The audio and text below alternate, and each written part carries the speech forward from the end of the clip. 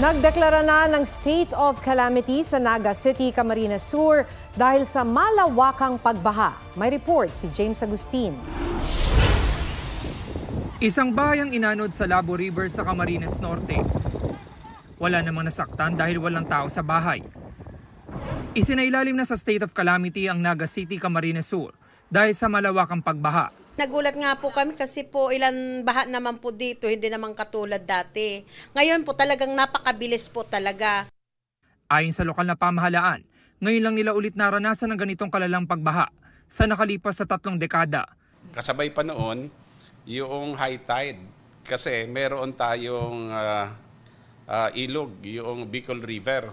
Ito ay konektado po ito sa San Miguel Bay.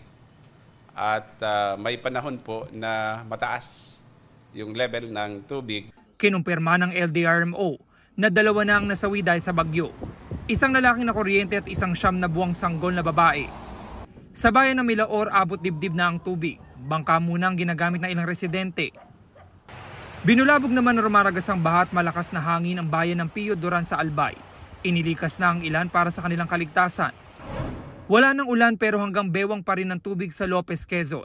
Hindi na kayo magpapa-rescue talaga? Talagang ano na? Hindi na po, ano na po. Oo, paano? Sige.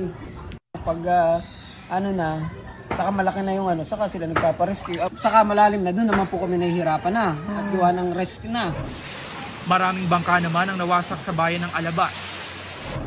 Isolated naman ang malaking bahagi ng Mabitak, Laguna dahil sa hanggang bewang na baha. Umapaw ang Mabitak Santa Maria River. Mga umapaw na irigasyon naman ang nagpabaha sa Pila at Santa Cruz. Apektado pati mga Itikan at Babuyan. Sa Cebu City, patay na ma-recover ang 17 anyos sa babae mula sa gumuhong pader at riprap. 5 nasugatan, 8 bahay ang nasira.